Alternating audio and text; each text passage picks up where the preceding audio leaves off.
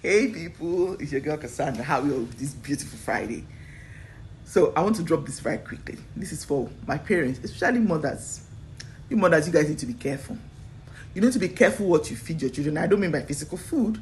I mean physical conversation, thoughts, words, actions. You need to be really careful because those children pick up what you feed them.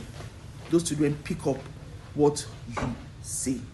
You cannot be discussing certain things that happen or certain people, not even certain, or people, or some very, very vital, strong information. You cannot just put it in on the table and be having that conversation with your children. It is wrong because when you do that, when your children now see those persons that you have discussed with them, they begin to misbehave. I'm talking from experience because it has happened not once, not twice. I had a friend way back, and I don't know, as at that time, things were not so fantastic for me. So I used to go to her place. But then, apparently, when I leave, is it that she's discussing me with somebody else and her kids were there? To the point when the daughter saw me, she said to me, "Oh, is that the poor auntie?" I'm being very honest with you.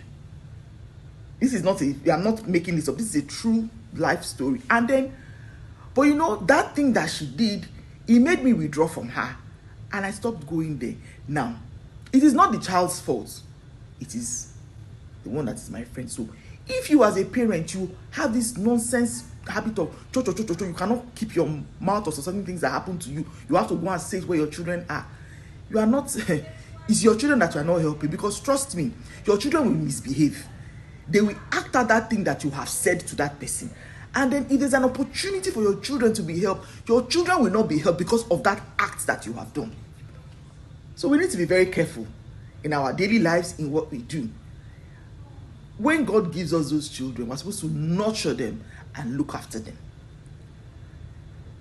You are not supposed to use them to score points or use them to whatever thing. Because you heard something or you know something or something is happening to someone, it now becomes a topic of discussion at your table where your children are. If you've been doing it, you need to stop it. You need to retrace it, because when you have done it, there are consequences for those things. You might think it might not happen now, it will happen later. But then your children will be caught in the shortfall. And then what can you do? You can't do anything, because it's not everybody that you say sorry to after you have done it and you think they want to forgive you. No, it's not everybody. They can say, okay, I've heard, but they don't want to have anything to do with you. And that's it. So you all be careful out there. Parents, especially mothers, be wise. That's why you are mothers. Try and nurture these kids, train them properly. Because they're not going to be with you forever. They're going to go out into the world. They're going to meet other people. They're going to do certain things. So, and then if perchance they now come across that person and they act that thing that you have said to them when what conversation you had, go sweet too. Go sweet. So to my dear mothers, I take God beg una, make una try to behave una safe, make una behave. Let me then call una mothers. God already give us that gift. Because the truth is, it is what you tell your child to do that your child will do. It is what you tell your child to do that. Because I even remember when I was growing up then, if my mom is having some conversations and I'm a broker, I want to stay and listen.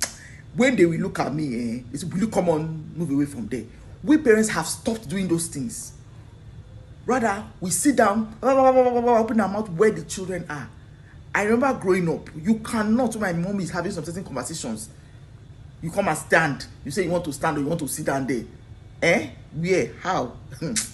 They don't throw you something before. They will leave that conversation and they will pounce on you and they will beat you, because that was how it was back then. We need to begin to bring back those things, because the truth is, the children we are raising these days are, because we think that, when we were growing up, they beat us and everything. So now, no, the children we are raising these days, if we're not careful, you see that I laugh, it's going to be terrible. Because some of them are very, very badly behaved. When you come across them, what comes in your mind is, who raised you?